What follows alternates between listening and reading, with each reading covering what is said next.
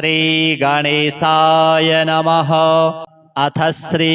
लक्ष्मीनारायण कवचम्। श्रीभैरव उवाच अधुना देवि वक्ष्यामि लक्ष्मीनारायणस्य ते कवचं मन्त्रगर्भं च वज्रपञ्जरकाख्यया। श्रीवज्रपञ्जरं नाम कवचं परमाद्भुतं रहस्यं सर्वदेवानां साधकानां विशेषतः यं धृत्वा भगवान् देवः प्रसीदति परः पुमान् यस्य धारणमात्रेण ब्रह्मालोकपितामहः ईश्वरोऽहं शिवो भीमो वासवोऽपि दिवस्पतिः सूर्यस्तेजो निधिर्देवी चन्द्रमास्तारकेश्वरः वायुश्च बलवान् लोके वरुणो यादसाम्पतिः कुबेरोऽपि धनाध्यक्षो धर्मराजो यमः स्मृतः यं धृत्वा सहसा विष्णुः संहरिष्यति दानवान् जघान रावणादिश्च किं वक्ष्येऽहमतः परं कवचस्यास्य सुभगे कथितोऽयं मुनिः शिवः। त्रिष्टुप्छन्दो देवता च लक्ष्मीनारायणो मतः रमाबीजं पराशक्तिस्तारं कीलकमीश्वरी भोगापवर्गसिद्ध्यर्थं विनियोग इति स्मृतः। ॐ अस्य श्री लक्ष्मीनारायणकवचस्य शिवऋषिः त्रिष्टुप्छन्दः श्रीलक्ष्मीनारायणदेवता श्रीं बीजं ह्रीं शक्तिः ॐ कीलकं भोगापवर्गसिद्ध्यर्थे पाठे विनियोगः। ध्यानं पूर्णेन्दुवदनं पीतवसनं कमलासनं लक्ष्म्याश्रितं चतुर्बाहुं लक्ष्मीनारायणं भजे। अथ कवचम्। ॐ वासुदेवोऽवतु मे मस्तकं सशिरोरुहं ह्रीं ललाटं सदा पातु लक्ष्मी विष्णुः समन्ततः ह्यसौ नेत्रे वताल्लक्ष्मी गोविन्दो जगतां पतिः ह्रीं नासां सर्वदा पातु लक्ष्मी दामोदरः प्रभुः श्रीं मुखं सततं पातु देवो लक्ष्मी त्रिविक्रमः लक्ष्मीकण्ठं सदा पातु देवो लक्ष्मी जनार्दनः नारायणाय बाहू मे पातु लक्ष्मी गदाग्रजः नमः पार्श्वौ सदा पातु लक्ष्मी नन्दैकनन्दनः आं आं ईं ईं पातु वक्षो ॐ लक्ष्मी त्रिपुरेश्वरः ॐ ॐ ह्रीं ह्रीं पातु कुक्षिं ह्रीं लक्ष्मी गरुडध्वजः ह्रीं ह्रीं ऐं ऐं पातु पृष्ठं ह्सौः लक्ष्मी नृसिंहकः ॐ औं अं अः पातु नाभिं ह्रीं लक्ष्मी विष्टरस्रवः कं खं गं घं गुदं पातु श्रीं लक्ष्मी कैटभान्तकः चं छं जं झं पातु शिश्नं लक्ष्मी लक्ष्मीश्वरः प्रभुः टं ठं डं ढं कटिं पातु नारायणाय नायकः तं थं दं धं पातु चोरु नमो लक्ष्मी जगत्पतिः पं फं बं भं पातु जानु ॐ ह्रीं लक्ष्मी चतुर्भुजः यं रं लं वं पातु जङ्घे ह्सौः लक्ष्मी गदाधरः शं शं सं हं पातु गुल्फौ ह्रीं श्रीं लक्ष्मी रथाङ्गभृत् लं क्षः पादौ सदा पातु मूलं लक्ष्मी सहस्रपात् अङ्यं णं नं मं मे पातु लक्ष्मी सह सकलं वपुः इन्द्रो मां पूर्वतः पातु वह्निर्वह्नौ सदावतु यमो मां दक्षिणे पातु नैररित्यां निररितिश्च मां वरुणः पश्चिमे व्यान्मां वायव्येवतु मां मरुत् उत्तरे धनदः पायात् ऐशान्यामीश्वरोऽवतु वज्रशक्तिदण्डखड्ग पाशयष्टिध्वजाङ्किताः सशूलाः सर्वदा पान्तु दिगीषाः परमार्थदाः अनन्तः पात्वधो नित्यम् ऊर्ध्वे ब्रह्मावताच्च मां दश दिक्षु सदा पातु लक्ष्मीनारायणः प्रभुः प्रभाते पातु मां विष्णुर्मध्याह्ने वासुदेवकः दामोदरोऽवतात्सायं निषादौ नरसिंहकः शङ्कर्षणोर्धरात्रिव्यात् प्रभातेव्यात् त्रिविक्रमः अनिरुद्धः सर्वकालं विश्वक्सेनश्च सर्वतः रणे राजकुले द्यूते विवादे शत्रुसङ्कटे ॐ ह्रीं ह्सौः ह्रीं श्रीं मूलं लक्ष्मीनारायणोऽवतु ॐ ॐ ॐ रणराजचौररिपुतः पायाच्च मां केशवः ह्रीं ह्रीं ह्रीं ह्यः हाह्यसौः ह्यसौः वहनेर्वतान् माधवः ह्रीं ह्रीं ह्रीं जलपर्वताग्निभयतः पायादनन्तो विभुः श्रीं श्रीं श्रीं शशशाललं प्रतिदिनं लक्ष्मीधवः पातु माम् इतीदं कवचं दिव्यं वज्रपञ्जरकाभिधं लक्ष्मीनारायणश्रेष्ठं चतुर्वर्गफलप्रदं सर्वसौभाग्यनिलयं सर्वसारस्वतप्रदं लक्ष्मीसंवदनं तत्त्वं परमार्थरसायनं मन्त्रगर्भं जगत्सारं रहस्यं त्रिदिवौकसां दशवारं पठेद् रात्रौ रतान्ते वैष्णवोत्तमः स्वप्ने वरप्रदं पश्येत् लक्ष्मीनारायणं सुधीः त्रिसन्ध्यं यः पठेन्नित्यं कवचं मन्मुखोदितं स याति परमं धाम वैष्णवं वैष्णवेश्वरः महाचीनपदस्थोऽपि यः पठेत्तात्मचिन्तकः आनन्दपूरितस्तूर्णं लभेत् मोक्षं स साधकः गन्धाष्टकेन विलिखित रवौ भूर्जे जपन्मनुं पीतसूत्रेण संवेष्ट्य सौवर्णेनाथ वेष्टयेत् धारयेत् गुटिकां मूर्ध्नि लक्ष्मीनारायणं स्मरन् रणे रिपुन् विजित्यासु कल्याणी गृहमाविशेत् वन्ध्या वा काकवन्ध्या वा मृतवत्सा च याङ्गना सा बध्नीयान् कण्ठदेशे लभेत् पुत्राश्चिरायुषः गुरुपदे सतो धृत्वा गुरुं ध्यात्वा मनुं जपन् वर्णलक्षपुरश्चर्या फलमाप्नोति साधकः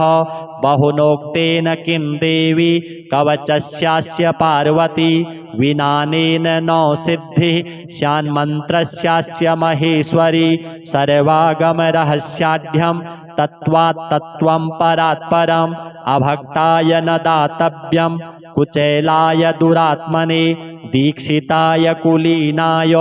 स्वशिष्याय महात्मने महाचीनपदस्थाय दातव्यं कवचोत्तमं गुह्यं गोप्यं महादेवी लक्ष्मीनारायणप्रियं वज्रपञ्जरकं वरम गोपनीयं स्वयोनिवत् अथ श्री महामृत्युञ्जय कवचम् भैरव उवाच शृणुष्व परमेशानि कवचं मन्मुखोदितं महामृत्युञ्जयस्यास्य न देयं परमाद्भुतं यं धृत्वा यं पठित्वा च श्रुत्वा च कवचोत्तमं त्रैलोक्याधिपतिर्भूत्वा सुखितोऽस्मि महेश्वरी तदेव वर्णयिष्यामि तव प्रीत्या वरानने तथापि परमं तत्त्वं न दातव्यं दुरात्मने विनियोगः अस्य श्री महामृत्युञ्जय कवचस्य श्री भैरव ऋषिः गायत्री छन्दः श्री महामृत्युञ्जयो महारुद्रो देवता ॐ बीजं जूं शक्तिः सह कीलकं हौमिति तत्त्वं चतुर्वर्गसाधने मृत्युञ्जय कवचपाठे विनियोगः ॐ चन्द्रमण्डलमध्यस्थं रुद्रं भाले विचिन्त्यतं तत्रस्थं चिन्तयेत् साध्यं मृत्युं प्राप्तोऽपि जीवति ॐ जूं सह हं शिरः पातु देवो मृत्युञ्जयो मम ॐ श्रीं शिवो ललाटं मे ॐ हं भ्रुवौ सदाशिवः नीलकण्ठोऽवतान्नेत्रे कपर्दीमेवताच्छ्रुति त्रिलोचनो वताद्गण्डौ नाशां मे त्रिपुरान्तकः मुखं पीयूषघटभृत् ओष्ठौ मे कृत्तिकाम्बरः हनुं मे हाटकेशनो मुखं बटुकभैरवः कन्धरां कालमथनो गलं गणप्रियोऽवतु स्कन्धौ स्कन्दपिता पातु हस्तौ मे गिरिशोऽवतु नखान्मे गिरिजानाथः पायादङ्गुलिसंयुतान् स्तनौ तारापतिः पातु वक्षः पशुपतिर्मम कुक्षिं कुबेरवरदः पार्श्वौ मे मार्शासनः सर्वः पातु तथा नाभिं शूलीपृष्ठं ममावतु शिश्नं मे शङ्करः पातु गुह्यं गुह्यकवल्लभः कटिं कालान्तकः पायात् ऊरू मेन्धकघातकः जागरूकोऽवताज्जानु जङ्घे मे कालभैरवः गुल्फौ पायाज्जटाधारी पादौ मृत्युञ्जयोऽवतु पादादिमूर्धपर्यन्तम् अघोरः पातु मे सदा शिरसः पादपर्यन्तं सद्यो जातो ममावतु रक्षाहीनं नामहीनं वपुः पात्वमृतेश्वरः पूर्वे बलविकरणो दक्षिणे कालशासनः पश्चिमे पार्वतीनाथो ह्युत्तरे मां मनोन्मनः ऐशान्यामीश्वरः पायात् आग्नेयामग्निलोचनः नैररित्यां शम्भुरभ्यान्मां वायव्यां वायुवाहनः ऊर्ध्वे बलप्रमथनः पाताले परमेश्वरः दशदिक्षु सदा पातु महामृत्युञ्जयश्च मां रणे राजकुले द्यूते विषमे प्राणसंशये पायात् ॐ जुं महारुद्रो देवदेवो दशाक्षरः प्रभाते पातु मां ब्रह्मा मध्याह्ने भैरवोऽवतु सायं सर्वेश्वरः पातु निशायां नित्यचेतनः अर्धरात्रे महादेवो निशान्ते मां महोमयः सर्वदा सर्वतः पातु ॐ जुं सः मृत्युञ्जयः इतीदं कवचं पुण्यं त्रिषु लोकेषु दुर्लभं सर्वमन्त्रमयं गुह्यं सर्वतन्त्रेषु गोपितं पुण्यं पुण्यप्रदं दिव्यं देवदेवाधिदैवतं य इदं च पठेन्मन्त्री कवचं वार्च एततः तस्य हस्ते महादेवी त्र्यम्बकस्याष्टसिद्धयः रणे धृत्वा चरेद्युद्धं हत्वा शत्रूञ्जयं लभेत् जयं कृत्वा गृहं देवी सम्प्राप्स्यति सुखी पुनः महाभये महारोगे महामारी भये तथा दुर्भिक्षे शत्रुसंहारे पठेत् कवचमादरात् सर्वं तत्प्रशमं याति मृत्युञ्जय प्रसादतः धनं पुत्रान् सुखं लक्ष्मीम् आरोग्यं सर्वसम्पदः प्राप्नोति साधकः सद्यो देवी सत्यं न संशयः इतीदं कवचं पुण्यं महामृत्युञ्जयस्य तु गोप्यं सिद्धिप्रदं गुह्यं गोपनीयं स्वयोनिवत् श्रीलक्ष्मीनारायण महादेवार्पणमस्तु। श्रीभैरव उवाच अधुना देवि वक्ष्यामि लक्ष्मीनारायणस्य ते कवचं मन्त्रगर्भं च वज्रपञ्जरकाख्यया श्रीवज्रपञ्जरं नाम कवचं परमाद्भुतं रहस्यं सर्वदेवानां साधकानां विशेषतः यं धृत्वा भगवान् देवः प्रसीदति परः पुमान् यस्य धारणमात्रेण ब्रह्मालोकपितामहः ईश्वरोऽहं शिवो भीमो वासवोऽपि दिवस्पतिः सूर्यस्तेजो निधिर्देवी चन्द्रमास्तारकेश्वरः वायुश्च बलवान् लोके वरुणो यादसाम्पतिः कुबेरोऽपि धनाध्यक्षो धर्मराजो यमः स्मृतः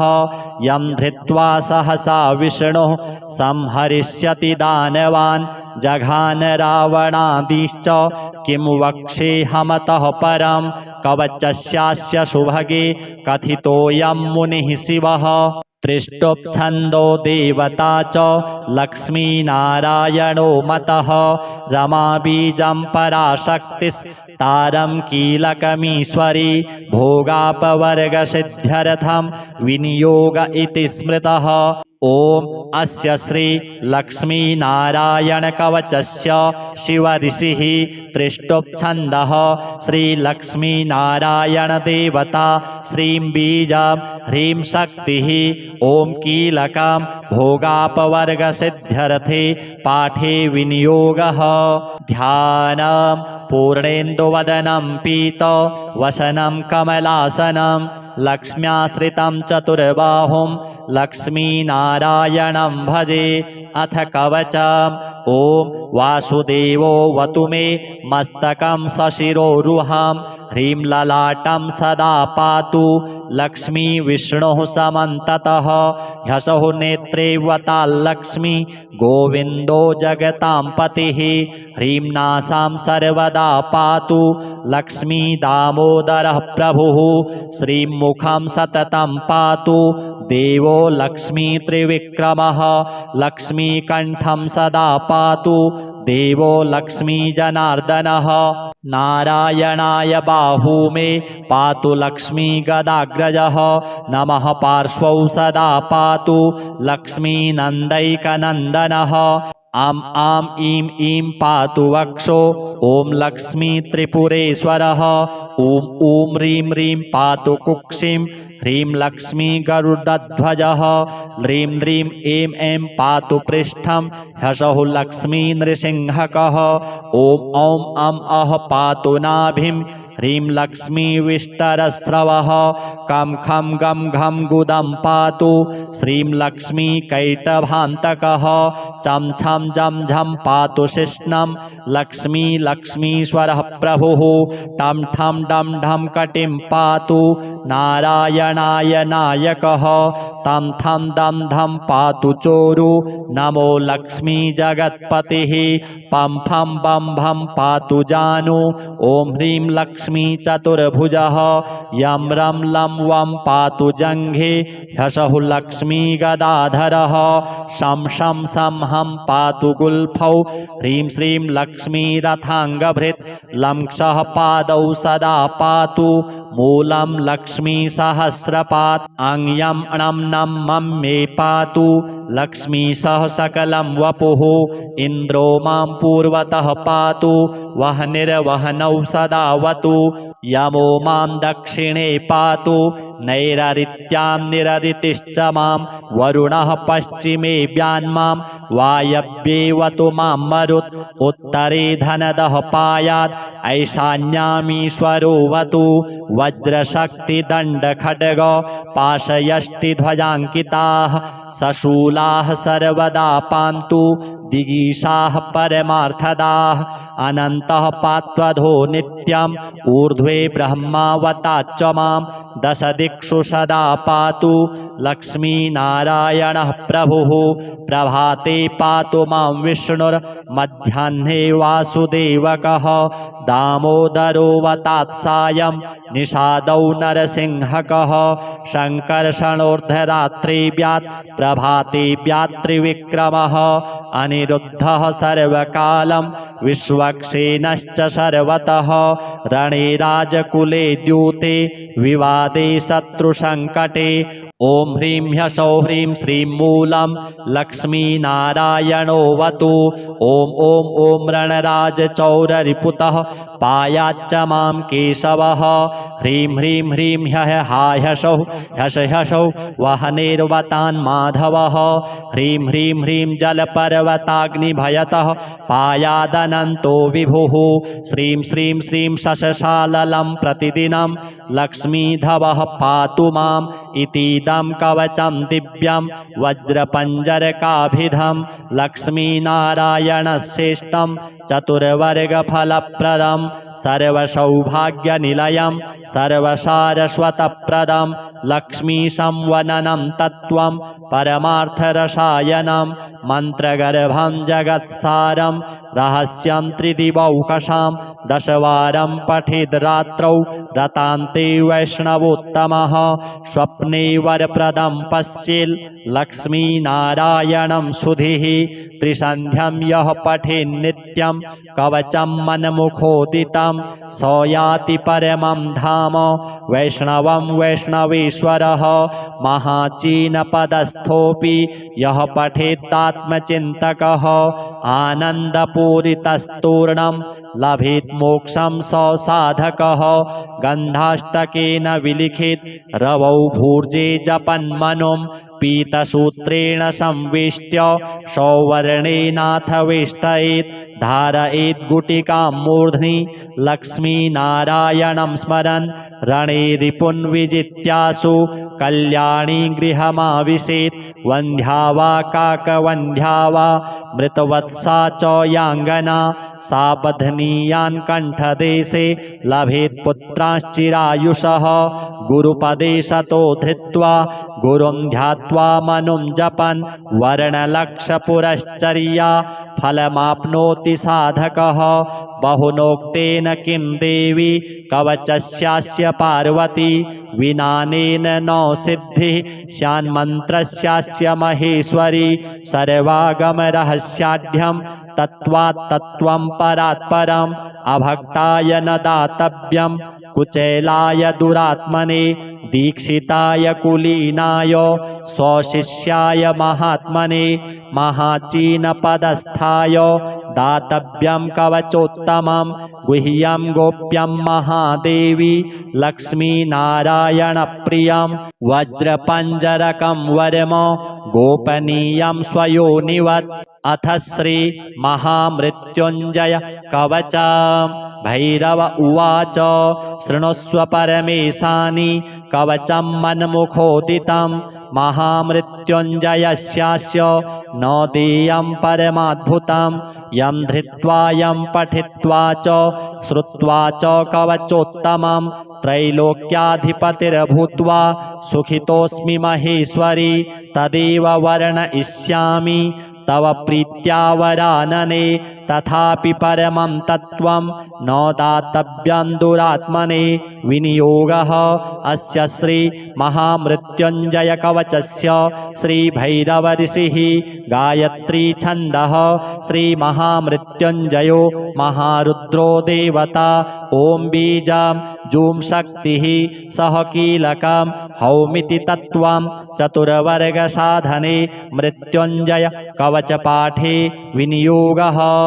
ॐ चन्द्रमण्डलमध्यस्थं रुद्रं भाले विचिन्त्यतं तत्रस्थं चिन्तयेत् साध्यं मृत्युं प्राप्तोऽपि जीवति ॐ जूं सह शिरः पातु देवो मृत्युञ्जयो मम ॐ श्रीं शिवो ललाटं मे ॐ हं भ्रुवौ सदाशिवः नीलकण्ठोऽवतान्नेत्रे कपर्दी मे वताच्छ्रुति त्रिलोचनो वताद्गण्डौ नाशां मे त्रिपुरान्तकः मुखं पीयूषघटभृत् ओष्ठौ मे कृत्तिकाम्बरः हनुं मे हाटकेशनो मुखं बटुकभैरवः कन्धरां कालमथनो गलं गणप्रियोऽवतु स्कन्धौ स्कन्दपिता पातु हस्तौ मे गिरिशोऽवतु नखान्मे गिरिजानाथः पायादङ्गुलिसंयुतान् स्तनौ तारापतिः पातु वक्षः पशुपतिर्मम कुक्षिं कुबेरवरदः पार्श्वौ मे मार्शासनः सर्वः पातु तथा नाभिं शूलीपृष्ठं ममावतु शिश्नं मे शङ्करः पातु गुह्यं गुह्यकवल्लभः कटिं कालान्तकः पायात् ऊरुमेन्धकघातकः जागरूकोऽवताज्जानु जङ्घे मे कालभैरवः गुल्फौ पायाज्जटाधारी पादौ मृत्युञ्जयोऽवतु पादादिमूर्धपर्यन्तम् अघोरः पातु मे सदा शिरसः पादपर्यन्तं सद्यो जातो ममावतु रक्षाहीनं नामहीनं वपुः पात्वमृतेश्वरः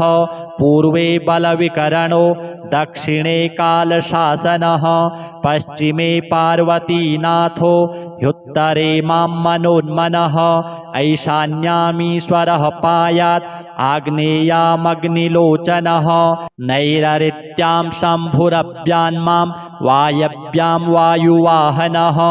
ऊर्ध्वे बलप्रमथनः पाताले परमेश्वरः दशदिक्षु सदा पातु महामृत्युञ्जयश्च मां रणे राजकुले द्यूते विषमे प्राणसंशये पायात् ॐ जुं महारुद्रो देवदेवो दशाक्षरः प्रभाते पातु मां ब्रह्मा मध्याह्ने भैरवोऽवतु सायं सर्वेश्वरः पातु निशायां नित्यचेतनः अर्धरात्रे महादेवो निशान्ते मां महोमयः सर्वदा सर्वतः पातु ॐ जुं सः मृत्युञ्जयः इतीदं कवचं पुण्यं त्रिषु लोकेषु दुर्लभं सर्वमन्त्रमयं गुह्यं सर्वतन्त्रेषु गोपितं पुण्यं पुण्यप्रदं दिव्यं देवदेवाधिदैवतं य इदं च पठेन्मन्त्री कवचं वार्चयेत्ततः तस्य हस्ते महादेवी त्र्यम्बकस्याष्टसिद्धयः रणे धृत्वा चरेद्युद्धं हत्वा शत्रूञ्जयं लभेत् जयं कृत्वा गृहं देवी सम्प्राप्स्यति सुखी पुनः महाभये महारोगे महामारी भये तथा दुर्भिक्षे शत्रुसंहारे पठेत् कवचमादरात् सर्वं तत्प्रशमं याति मृत्युञ्जयप्रसादतः धनं पुत्रान् सुखं लक्ष्मीम् आरोग्यं सर्वसम्पदः प्राप्नोति साधकः सद्यो देवी सत्यं न संशयः इतीदं कवचं पुण्यं महामृत्युञ्जयस्य तु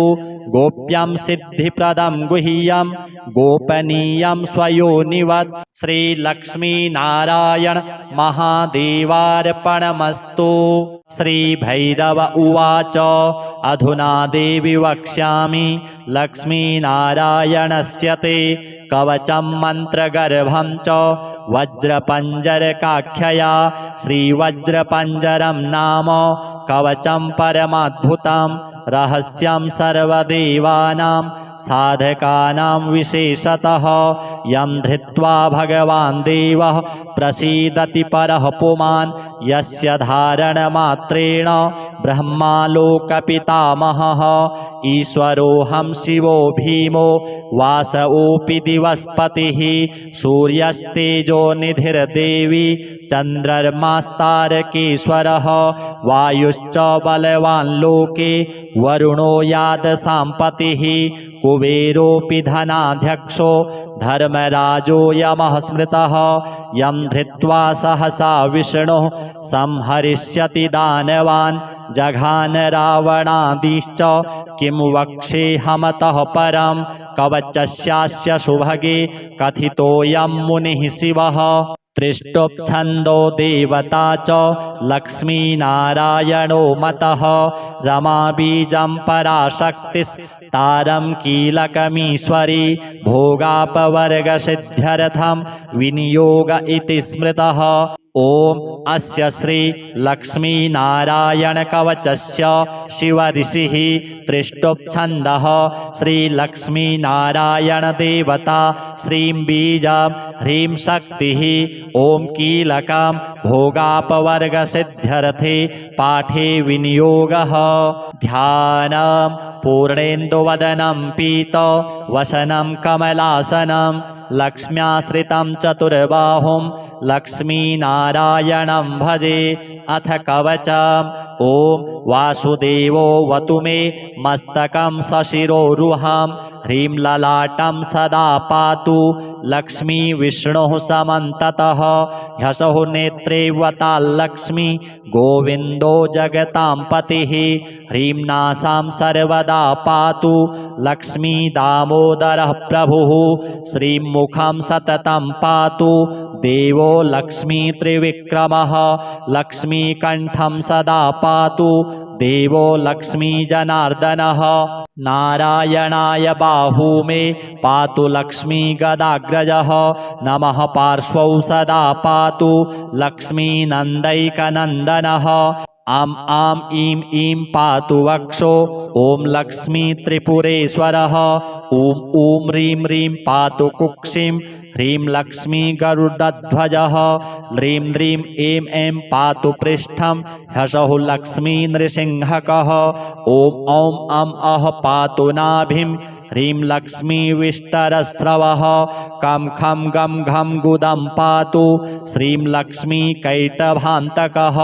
चं छं जं झं पातु शिश्नं लक्ष्मी लक्ष्मीश्वरः प्रभुः टं ठं डं ढं कटिं पातु नारायणाय नायकः तं थं दं धं पातु चोरु नमो लक्ष्मी जगत्पतिः पं फं बं भं पातु जानु ॐ ह्रीं लक्ष्मी चतुर्भुजः यं रं लं वं पातु जङ्घे ह्सौः लक्ष्मी गदाधरः शं शं सं हं पातु गुल्फौ ह्रीं श्रीं लक्ष्मी रथाङ्गभृत् लं क्षः पादौ सदा पातु मूलं लक्ष्मी सहस्रपात् अङ्यं णं नं मं मे पातु लक्ष्मी सह सकलं वपुः इन्द्रो मां पूर्वतः पातु वह्निर्वह्नौ सदावतु यमो मां दक्षिणे पातु नैररित्यां निररितिश्च मां वरुणः पश्चिमे व्यान्मां वायव्येवतु मां मरुत् उत्तरे धनदः पायात् ऐशान्यामीश्वरोऽवतु वज्रशक्तिदण्डखड्ग पाशयष्टिध्वजाङ्किताः सशूलाः सर्वदा पान्तु दिगीषाः परमार्थदाः अनन्तः पात्वधो नित्यम् ऊर्ध्वे ब्रह्मावताच्च मां दशदिक्षु सदा पातु लक्ष्मीनारायणः प्रभुः प्रभाते पातु मां विष्णुर्मध्याह्ने वासुदेवकः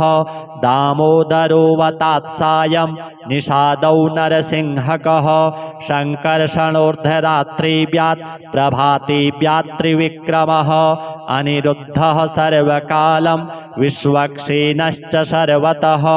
रणे राजकुले द्यूते विवादे शत्रुसङ्कटे ॐ ह्रीं ह्सौः ह्रीं श्रीं मूलं लक्ष्मीनारायणोऽवतु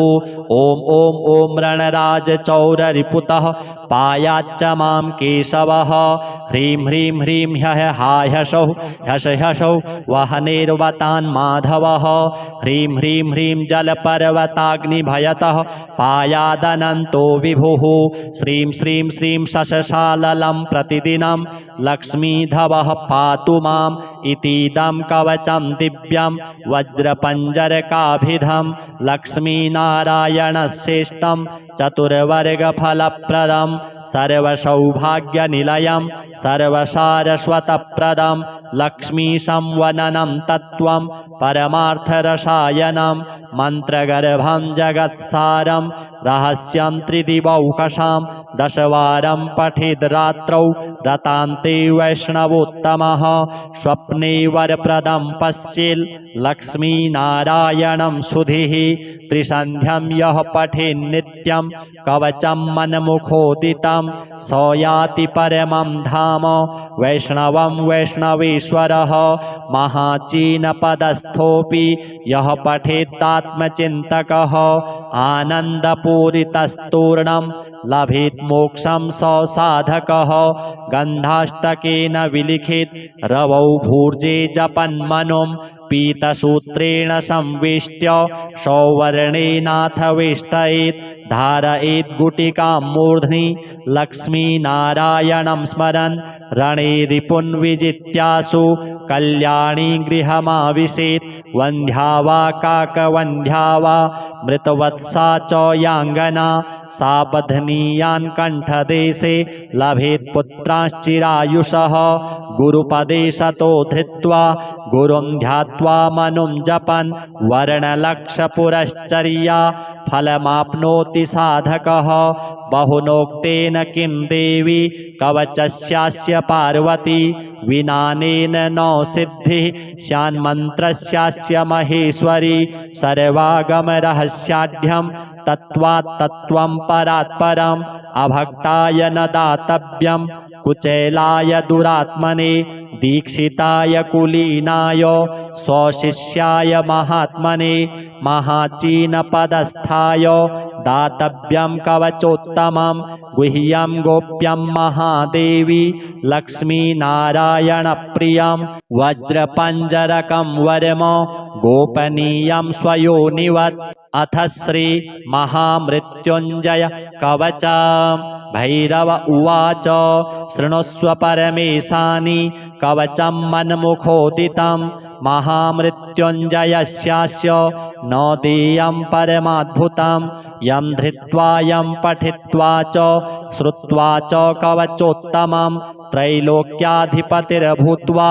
सुखितोऽस्मि महेश्वरी तदेव वर्णयिष्यामि तव प्रीत्या वरानने तथापि परमं तत्त्वं न दातव्यं दुरात्मने विनियोगः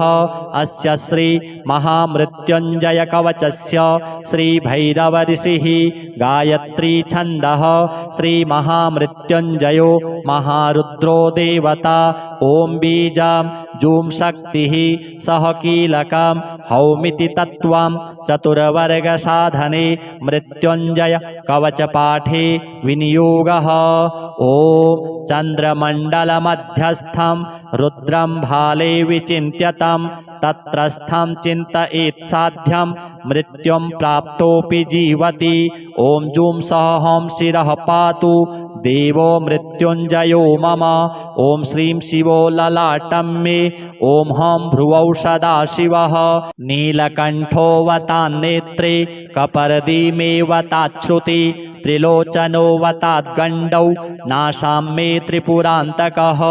मुखं पीयूषघटभृत् ओष्ठौ मे कृत्तिकाम्बरः हनुं मे हाटकेशनो मुखं बटुकभैरवः कन्धरां कालमथनो गलं गणप्रियोऽवतु स्कन्धौ स्कन्दपिता पातु हस्तौ मे गिरिशोऽवतु नखान् मे गिरिजानाथः पायादङ्गुलिसंयुतान् स्तनौ तारापतिः पातु वक्षः पशुपतिर्मम कुक्षिं कुबेरवरदः पार्श्वौ मे मार्शासनः सर्वः पातु तथा नाभिं शूलीपृष्ठं ममावतु शिश्नं मे शङ्करः पातु गुह्यं गुह्यकवल्लभः कटिं कालान्तकः पायात् ऊरू मेन्धकघातकः जागरूकोऽवताज्जानु जङ्घे मे कालभैरवः गुल्फौ पायाज्जटाधारी पादौ मृत्युञ्जयोऽवतु पादादिमूर्धपर्यन्तम् अघोरः पातु मे सदा शिरसः पादपर्यन्तं सद्यो जातो ममावतु रक्षाहीनं नामहीनं वपुः पात्वमृतेश्वरः पूर्वे बलविकरणो दक्षिणे कालशासनः पश्चिमे पार्वतीनाथो ह्युत्तरे मां मनोन्मनः ऐशान्यामीश्वरः पायात् आग्नेयामग्निलोचनः नैररित्यां शम्भुरभ्यान्मां वायव्यां वायुवाहनः ऊर्ध्वे बलप्रमथनः पाताले परमेश्वरः दशदिक्षु सदा पातु महामृत्युञ्जयश्च मां रणे राजकुले द्यूते विषमे प्राणसंशये पायात् ॐ जूं महारुद्रो देवदेवो दशाक्षरः प्रभाते पातु मां ब्रह्मा मध्याह्ने भैरवोऽवतु सायं सर्वेश्वरः पातु निशायां नित्यचेतनः अर्धरात्रे महादेवो निशान्ते मां महोमयः सर्वदा सर्वतः पातु ॐ जूं सः हं मृत्युञ्जयः इतीदं कवचं पुण्यं त्रिषु लोकेषु दुर्लभं सर्वमन्त्रमयं गुह्यं सर्वतन्त्रेषु गोपितं पुण्यं पुण्यप्रदं दिव्यं देवदेवाधिदैवतं य इदं च पठेन्मन्त्री कवचं वार्चयेत्ततः तस्य हस्ते महादेवी त्र्यम्बकस्याष्टसिद्धयः रणे धृत्वा चरेद्युद्धं हत्वा शत्रूञ्जयं लभेत् जयं कृत्वा गृहं देवी सम्प्राप्स्यति सुखी पुनः महाभये महारोगे महामारी भये तथा दुर्भिक्षे शत्रुसंहारे पठेत् कवचमादरात् सर्वं तत्प्रशमं याति मृत्युञ्जय प्रसादतः धनं पुत्रान् सुखं लक्ष्मीम् आरोग्यं सर्वसम्पदः प्राप्नोति साधकः सद्यो देवी सत्यं न संशयः इतीदं कवचं पुण्यं महामृत्युञ्जयस्य तु गोप्यं सिद्धिप्रदं गुह्यं गोपनीयं स्वयोनिवत् श्रीलक्ष्मीनारायण महादेवार्पणमस्तु। श्रीभैरव उवाच अधुना देवि वक्ष्यामि लक्ष्मीनारायणस्य ते कवचं मन्त्रगर्भं च वज्रपञ्जरकाख्यया श्रीवज्रपञ्जरं नाम कवचं परमाद्भुतं रहस्यं सर्वदेवानां साधकानां विशेषतः यं धृत्वा भगवान् देवः प्रसीदति परः पुमान् यस्य धारणमात्रेण ब्रह्मालोकपितामहः ईश्वरोऽहं शिवो भीमो वासवोऽपि दिवस्पतिः सूर्यस्तेजो निधिर्देवी चन्द्रमास्तारकेश्वरः वायुश्च बलवान् लोके वरुणो यादसाम्पतिः कुबेरोऽपि धनाध्यक्षो धर्मराजो यमः स्मृतः यं धृत्वा सहसा विष्णुः संहरिष्यति दानवान् जघान रावणादिश्च किं वक्ष्येऽहमतः परं कवचस्यास्य सुभगे कथितोऽयं मुनिः शिवः त्रिष्टुप्छन्दो देवता च लक्ष्मीनारायणो मतः रमाबीजं पराशक्तिस्तारं कीलकमीश्वरी भोगापवर्गसिद्ध्यर्थं विनियोग इति स्मृतः ॐ अस्य श्री लक्ष्मीनारायणकवचस्य शिवऋषिः त्रिष्टुप्छन्दः श्रीलक्ष्मीनारायणदेवता श्रीं बीजं ह्रीं शक्तिः ॐ कीलकं भोगापवर्गसिद्ध्यर्थे पाठे विनियोगः ध्यानं पूर्णेन्दुवदनं पीतवसनं कमलासनं लक्ष्म्याश्रितं चतुर्बाहुं लक्ष्मीनारायणं भजे अथ कवचम् ॐ वासुदेवोऽवतु मे मस्तकं सशिरोरुहं ह्रीं ललाटं सदा पातु लक्ष्मी विष्णुः समन्ततः ह्यसौ नेत्रे वताल्लक्ष्मी गोविन्दो जगतां पतिः ह्रीं नासां सर्वदा पातु लक्ष्मी दामोदरः प्रभुः श्रीं मुखं सततं पातु देवो लक्ष्मी त्रिविक्रमः लक्ष्मीकण्ठं सदा पातु देवो लक्ष्मी जनार्दनः नारायणाय बाहू मे पातु लक्ष्मी गदाग्रजः नमः पार्श्वौ सदा पातु लक्ष्मी नन्दैकनन्दनः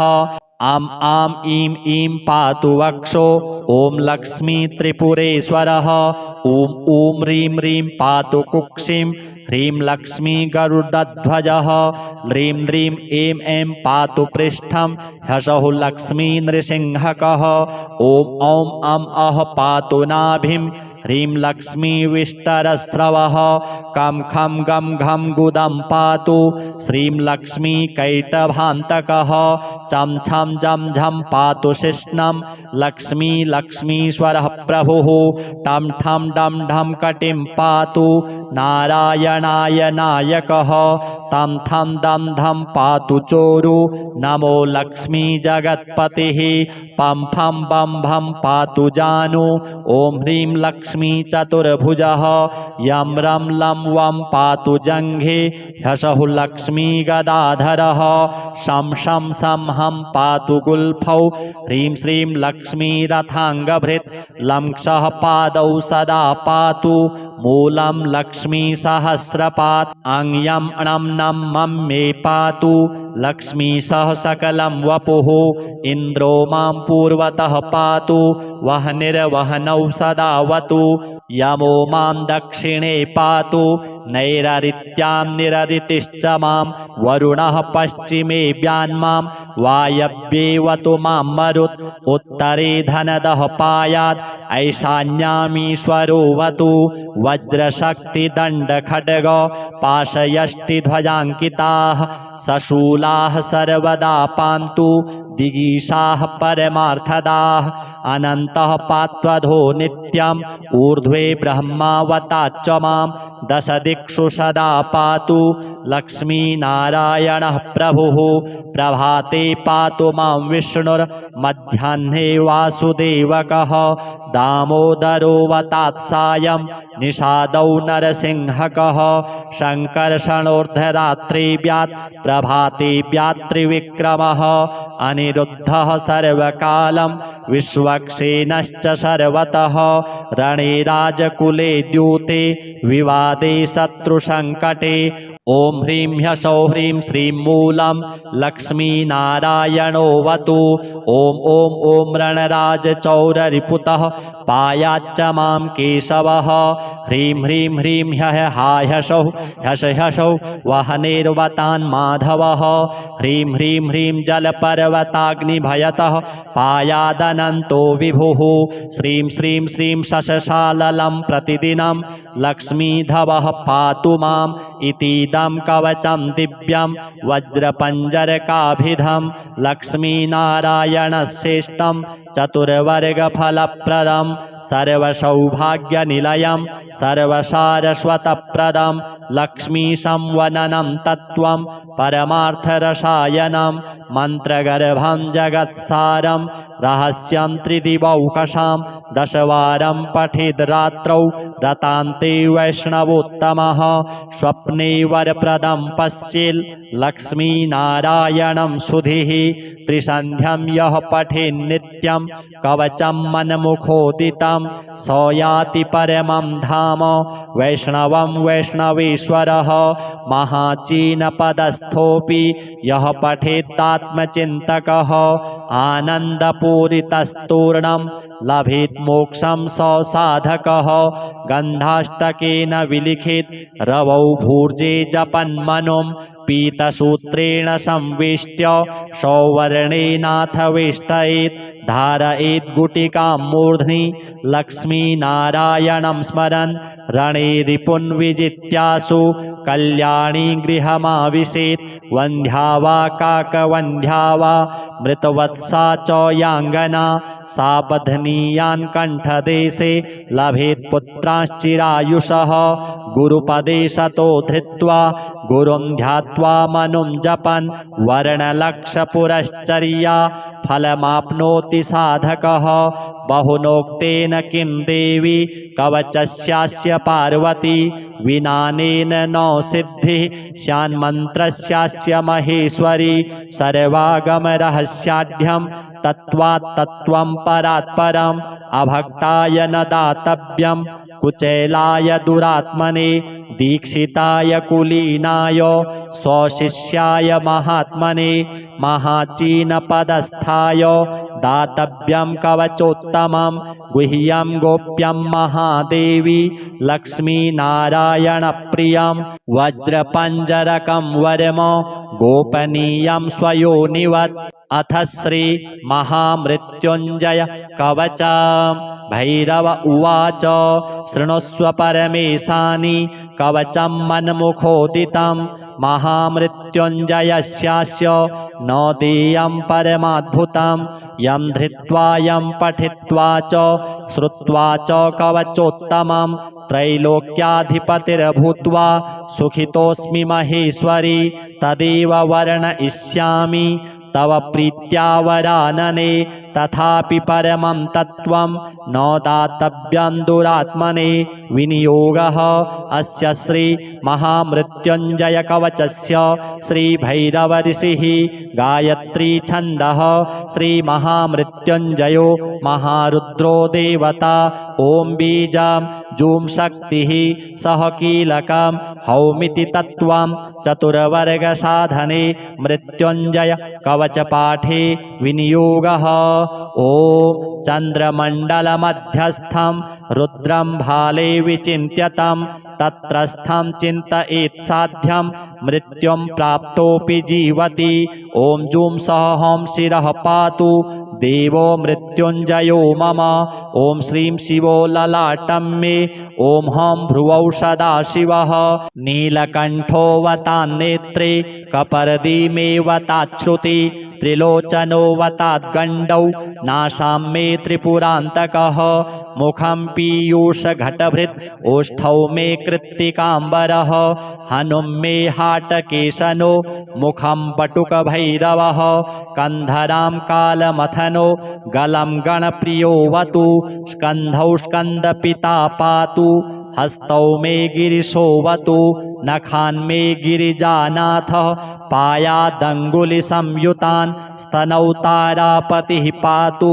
वक्षः पशुपतिर्मम कुक्षिं कुबेरवरदः पार्श्वौ मे मार्शासनः सर्वः पातु तथा नाभिं शूलीपृष्ठं ममावतु शिश्नं मे शङ्करः पातु गुह्यं गुह्यकवल्लभः कटिं कालान्तकः पायात् ऊरू मेन्धकघातकः जागरूकोऽवताज्जानु जङ्घे मे कालभैरवः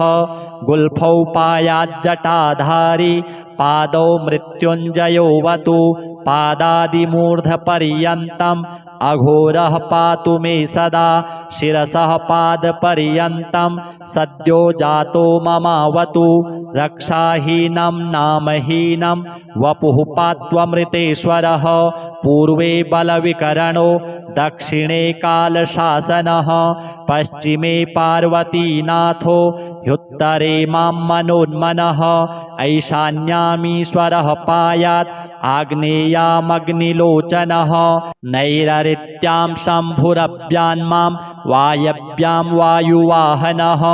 ऊर्ध्वे बलप्रमथनः पाताले परमेश्वरः दशदिक्षु सदा पातु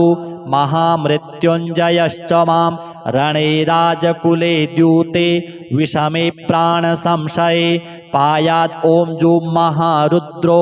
देवदेवो दशाक्षरः प्रभाते पातु मां ब्रह्मा मध्याह्ने भैरवोऽवतु सायं सर्वेश्वरः पातु निशायां नित्यचेतनः अर्धरात्रे महादेवो निशान्ते मां महोमयः सर्वदा सर्वतः पातु ॐ जूं सह हं मृत्युञ्जयः इतीदं कवचं पुण्यं त्रिषु लोकेषु दुर्लभं सर्वमन्त्रमयं गुह्यं सर्वतन्त्रेषु गोपितं पुण्यं पुण्यप्रदं दिव्यं देवदेवाधिदैवतं य इदं च पठेन्मन्त्री कवचं वार्चयेत्ततः तस्य हस्ते महादेवी त्र्यम्बकस्याष्टसिद्धयः रणे धृत्वा चरेद्युद्धं हत्वा शत्रूञ्जयं लभेत् जयं कृत्वा गृहं देवी सम्प्राप्स्यति सुखी पुनः महाभये महारोगे महामारी भये तथा दुर्भिक्षे शत्रुसंहारे पठेत् कवचमादरात् सर्वं तत्प्रशमं याति मृत्युञ्जय प्रसादतः धनं पुत्रान् सुखं लक्ष्मीं आरोग्यं सर्वसम्पदः प्राप्नोति साधकः सद्यो देवी सत्यं न संशयः इतीदं कवचं पुण्यं महामृत्युञ्जयस्य तु गोप्यं सिद्धिप्रदं गुह्यं गोपनीयं स्वयोनिवत् श्रीलक्ष्मीनारायण महादेवार्पणमस्तु। श्रीभैरव उवाच अधुना देवि वक्ष्यामि लक्ष्मीनारायणस्य ते कवचं मन्त्रगर्भं च वज्रपञ्जरकाख्यया श्रीवज्रपञ्जरं नाम कवचं परमाद्भुतं रहस्यं सर्वदेवानां साधकानां विशेषतः यं धृत्वा भगवान् देवः प्रसीदति परः पुमान् यस्य धारणमात्रेण ब्रह्मालोकपितामहः ईश्वरोऽहं शिवो भीमो वासवोऽपि दिवस्पतिः सूर्यस्तेजो निधिर्देवी चन्द्रमास्तारकेश्वरः वायुश्च बलवान् लोके वरुणो यादसाम्पतिः कुबेरोऽपि धनाध्यक्षो धर्मराजो यमः स्मृतः यं धृत्वा सहसा विष्णुः संहरिष्यति दानवान् जघान रावणादिश्च किं वक्ष्येऽहमतः परं कवचस्यास्य सुभगे कथितोऽयं मुनिः शिवः त्रिष्टुप्छन्दो देवता च लक्ष्मीनारायणो मतः रमाबीजं पराशक्तिस्तारं कीलकमीश्वरी भोगापवर्गसिद्ध्यर्थं विनियोग इति स्मृतः। ॐ अस्य श्री लक्ष्मीनारायणकवचस्य शिवऋषिः त्रिष्टुप्छन्दः श्रीलक्ष्मीनारायणदेवता श्रीं बीजं ह्रीं शक्तिः ॐ कीलकं भोगापवर्गसिद्ध्यर्थे पाठे विनियोगः। ध्यानं पूर्णेन्दुवदनं पीतवसनं कमलासनं लक्ष्म्याश्रितं चतुर्बाहुं लक्ष्मीनारायणं भजे। अथ कवचम् ॐ वासुदेवोऽवतु मे मस्तकं सशिरोरुहं ह्रीं ललाटं सदा पातु लक्ष्मी विष्णुः समन्ततः ह्यसौ नेत्रेवताल्लक्ष्मी गोविन्दो जगतां पतिः ह्रीं नासां सर्वदा पातु लक्ष्मी दामोदरः प्रभुः श्रीं मुखं सततं पातु देवो लक्ष्मी त्रिविक्रमः लक्ष्मीकण्ठं सदा पातु देवो लक्ष्मी जनार्दनः नारायणाय बाहू मे पातु लक्ष्मी गदाग्रजः नमः पार्श्वौ सदा पातु लक्ष्मी नन्दैकनन्दनः आम् आम् ईं ईं पातु वक्षो ॐ लक्ष्मी त्रिपुरेश्वरः ॐ ॐ ह्रीं ह्रीं पातु कुक्षिं ह्रीं लक्ष्मी गरुडध्वजः ह्रीं ह्रीं ऐं ऐं पातु पृष्ठं ह्सौः लक्ष्मी नृसिंहकः ॐ औं अं अः पातु नाभिं ह्रीं लक्ष्मी विष्टरस्रवः कं खं गं घं गुदं पातु श्रीं लक्ष्मी कैटभान्तकः चं छं जं झं पातु शिश्नं लक्ष्मी लक्ष्मीश्वरः प्रभुः टं ठं डं ढं कटिं पातु नारायणाय नायकः तं थं दं धं पातु चोरु नमो लक्ष्मी जगत्पतिः पं फं बं भं पातु जानु ॐ ह्रीं लक्ष्मी चतुर्भुजः यं रं लं वं पातु जङ्घे ह्सौः लक्ष्मी गदाधरः शं शं सं हं पातु गुल्फौ ह्रीं श्रीं लक्ष्मी रथाङ्गभृत् लं क्षः पादौ सदा पातु मूलं लक्ष्मी सहस्रपात् अङ्यं णं नं मं मे पातु लक्ष्मी सह सकलं वपुः इन्द्रो मां पूर्वतः पातु वह्निर्वह्नौ सदावतु यमो मां दक्षिणे पातु नैररित्यां निररितिश्च मां वरुणः पश्चिमे व्यान्मां वायव्येवतु मां मरुत् उत्तरे धनदः पायात् ऐशान्यामीश्वरोऽवतु वज्रशक्तिदण्डखड्ग पाशयष्टिध्वजाङ्किताः सशूलाः सर्वदा पान्तु दिगीषाः परमार्थदाः अनन्तः पात्वधो नित्यम् ऊर्ध्वे ब्रह्मावताच्च मां दश दिक्षु सदा पातु लक्ष्मीनारायणः प्रभुः प्रभाते पातु मां विष्णुर्मध्याह्ने वासुदेवकः दामोदरोऽवतात् सायं निषादौ नरसिंहकः शङ्कर्षणोर्धरात्रिव्यात् प्रभाते व्यात्रिविक्रमः अनिरुद्धः सर्वकालं विश्वक्सेनश्च सर्वतः रणे राजकुले द्यूते विवादे शत्रुसङ्कटे ॐ ह्रीं ह्सौः ह्रीं श्रीं मूलं लक्ष्मीनारायणोऽवतु ॐ ॐ ॐ रणराजचौररिपुतः पायाच्च मां केशवः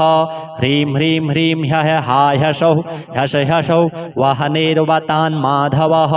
ह्रीं ह्रीं ह्रीं जलपर्वताग्निभयतः पायादनन्तो विभुः श्रीं श्रीं श्रीं शशशाललं प्रतिदिनं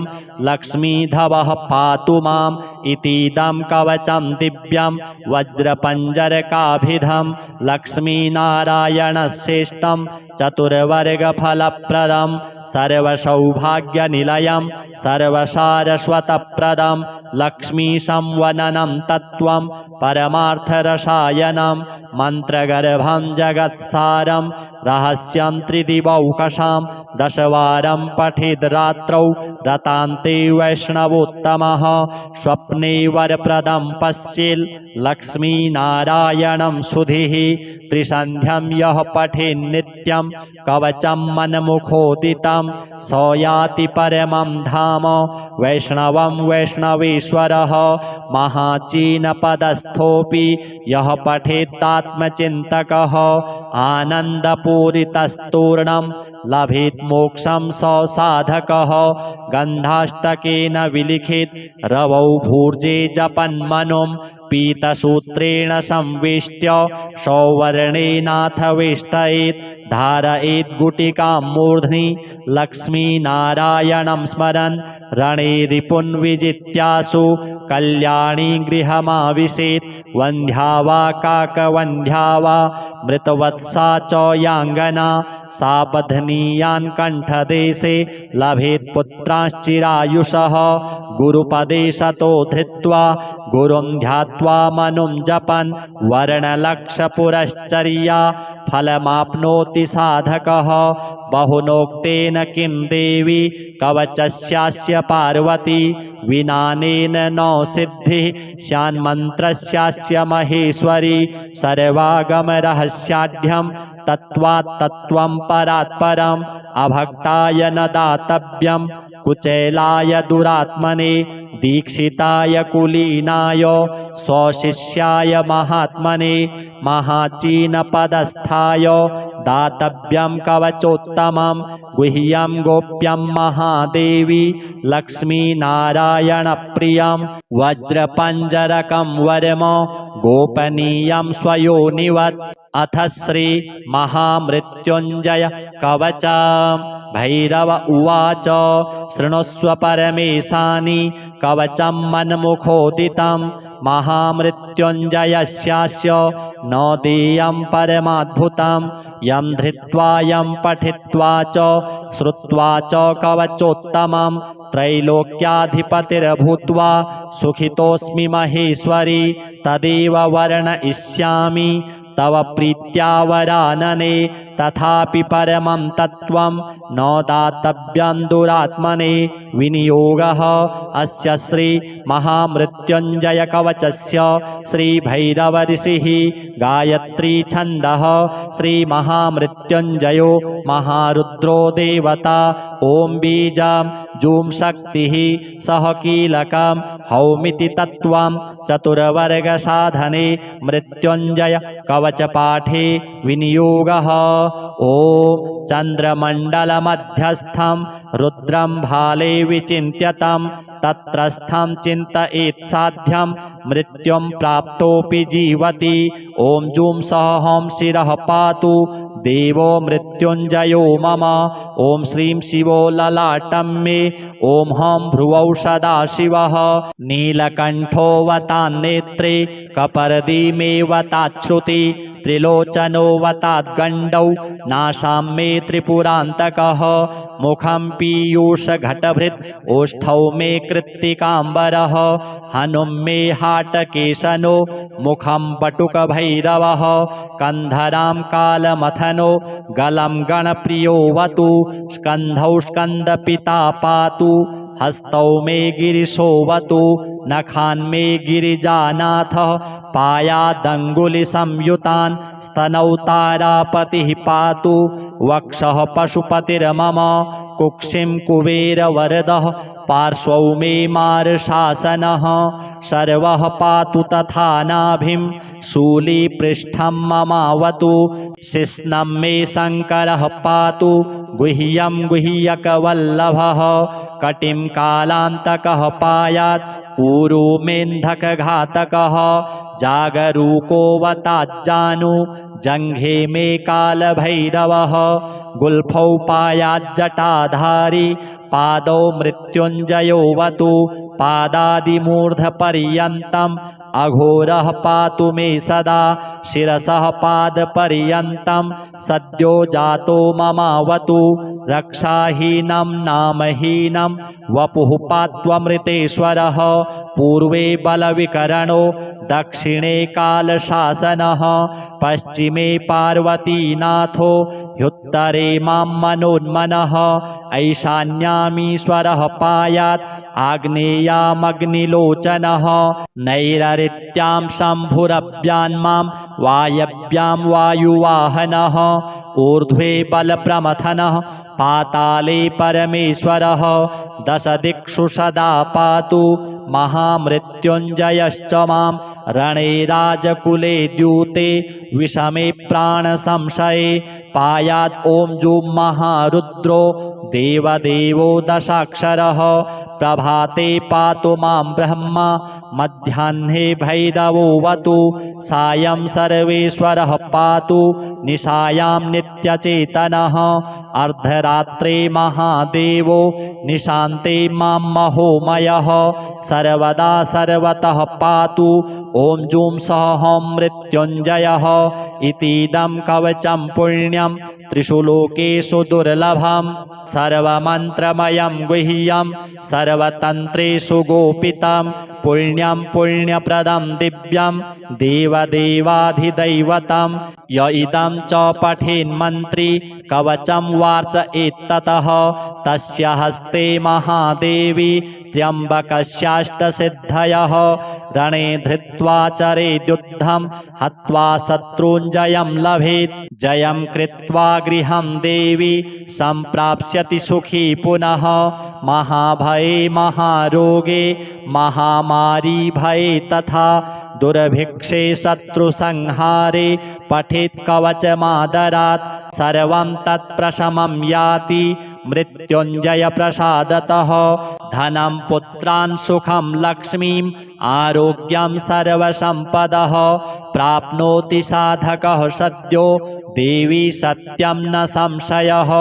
इतीदं कवचं पुण्यं महामृत्युञ्जयस्य तु गोप्यं सिद्धिप्रदं गुह्यं गोपनीयं स्वयोनिवत् श्रीलक्ष्मीनारायण महादेवार्पणमस्तु।